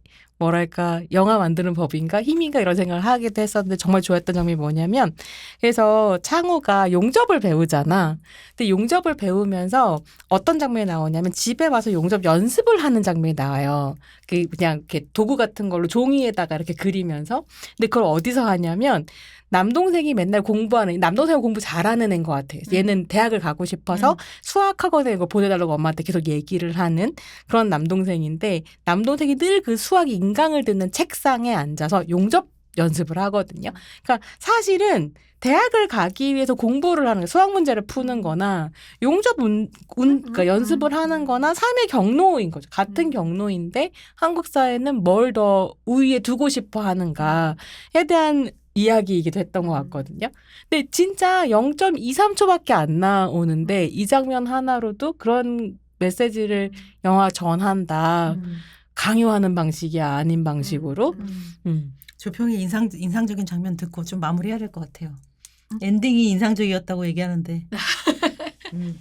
어쨌든 엔딩에서 저는 창호가 이 회사를 그만두지 않거든요. 그러니까 그것이 그냥 단순히 착취와 부당함을 견디는 게 아니라 어떻게 보면은 되게 성민이 뭔가 더 대단하다고 느낄 수도 있잖아요. 저항하고 나가 버리고 그리고 내가 어쨌든 뭐 여기 계속 다닐 수도 있겠지만 나는 이제 그러니까 왜냐하면 더 트라우마가 훨씬 더 크겠죠. 사실상 수호와의 관계가 있었기 때문에 그러면서 이제 그만두고 사실 그 배달 라이더를 한단 말이에요. 그랬을 때 창우는 어떤 선택을 할까 사실 되게 좀 궁금하긴 했었던 것 같아요. 근데 어떻게 생각해보면 처음에 선생님이 얘기했던 거 있잖아요. 여기에 가서 이제 실습생을 잘 하고 나면 그리고 근로계약서를 쓰고 나서 그럼 경인공전에도 갈 수 있고 그러면 병역특례도 받을 수 있다라고 하는데 지금 병역특례가 어떻게 되는지 모르지만 나머진 다 마지막 장면은 다 이루게 되거든요. 그러니까 그 안에서 내가 주어진 조건 안에서 어떤 그려놓은 나름의 미래가 생긴 거예요. 이 친구한테 보면 약간의 어떤 어떻게 살지 잘 모르겠고 나 이렇게 뭐 특별한 것 같지도 않고 공부도 사실 취미 같고 뭐 이렇게 열정적으로 용접을 옛날에 배워보라고 선생님이 했는데도 불구하고 안 했었던 거잖아요. 그러다 보니까 약간의 적극성이나 이런 것도 사실상 떨어지는데 되게 착하고 순한 친구란 말이에요. 근데 어떤 면에서는 저는 이게 자기가 처음 선택한 거란 생각이 좀 들거든요. 그래서 그것을 맞아. 어쨌든 나의 선택이었고 뭐 그게 어떤 상황이든 내가 한번 해보겠다라고 하는.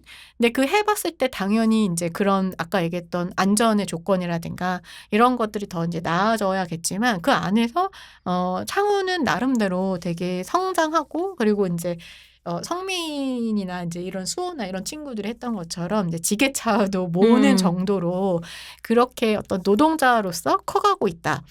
라고 하는 저는 마지막 장면이 뭐 희망이다 이런 게 아니라 나름대로 그게 삶이다. 삶이다.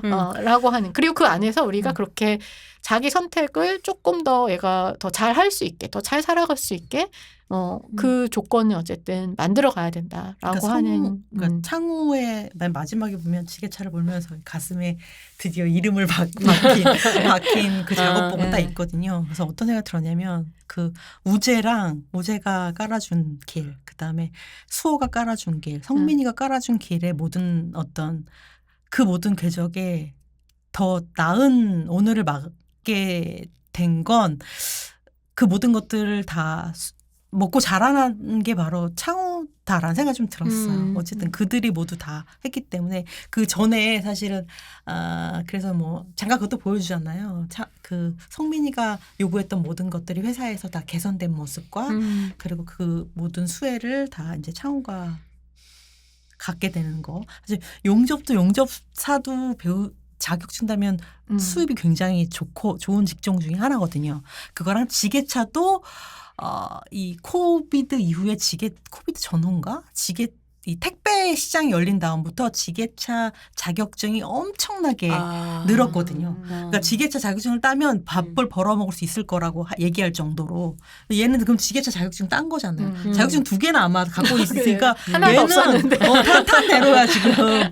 그런 것들이 모두 다 앞에 있던 선배들 덕분이다라는 생각이 본인도 들었어요. 이제는 어쩌면 목소리를 낼 수 있을 수도 있겠죠. 그렇죠. 앞으로는 우리 이제 그만해야 될 것 같아요. 네. 이런 것들이 이제 마지막 장면들에서 이제 보여주는 그런 거였던 것 같고, 이제 이 영화에서 유일하게 창호가 자기를 위해서 하는 행위라고 하는 게 전 기타치기였던 것 같아요. 아까 다음 소영에서 춤추는 장면 생각 못했는데 그런 장면이었던 것 같죠. 어떻게 보면 20대 청년이 그다음에 20대 그다음에 소희가 가졌던 유일한 취미 같은 게 나를 위한 게 그거였던 것 같은데 아무 사운드 트랙이 없는데 이 영화에서는 그 창호가 기타 치는 것만 한 3번 정도 3번 등장을 해요. 조금씩 나아지죠. 나아지죠. 그러다 마지막에 이제 수호가 죽고 나서 장례식에 갔다 온 다음에는 완성한 곡을 다 치는데 그 곡을 찾아보니까 핸델의 그 오페라 리날도 중에 나오는 울게 하소서라는 곡이래요. 근데 네, 뭐 아무런 기억이 나지 않지만 그 곡에서 오페라에서는 여자가 부르는 곡이라고 하더라고요. 그런데 사실은 창우는 한 번도 울지 않죠. 울지 않아요. 네. 울 법도 한데 이제도 안 울더라고요. 그런 걸 보면 참 그 울게 하소서라는 곡을 치고 있는 게 참 아이러니한다는 생각이 들었어요. 창우의 현실에서는 울게 냅두지 않는구나. 좀 그런 생각 좀 들었던 것 같아요. 네, 그렇게 이제 굉장히 일방적으로 내가 인상적이었던 장면으로 얘기를 하면서 마무리를 해야 될 것 같은데 역시나 오늘도 준비한 대본이 있는데 못한 게 몇 개 있습니다, 여러분. 아쉬운 작별 시간이 돌아왔습니다. 근데 이제 진짜로 여러분 우리 인디스페이스에서 곧 만날 수 있으니까 네, 아쉬움은 넣어두시고요. 오실 거죠? 네. 자, 우리 팟캐스트 38페이지는 여러분 팟빵하고 아이튠즈에서 만날 수 있습니다. 그리고 유튜브에서는 프로젝트 38 검색해 주시면 네, 보실 수 있고요. 이 좋아요, 댓글, 구독, 알림 설정이 그러니까 저희 채널 성장하는데 굉장히 중요합니다. 여러분들 해주시기 바라고요. 아까 뭐 후원을 해주는 사람들도 있다 이런 얘기 말씀드렸는데 힘을 좀 주시고 싶으시면 네, 팟빵에서 에피소드 후원, 정기 후원 해주시면 좋을 것 같고 그리고 광고하거나 협업하시고 싶으신 분들은 저희 이메일이 있는데요. project38 그다음에 @gmail.com으로 연락을 해주시면 네, 됩니다. 흘려보는 페이지 속 어딘가에 머물러서 함께 들여다보고 생각하고 나누는 시간 38페이지 지금까지 손 조 심이었습니다. 안녕. 여러분 안녕.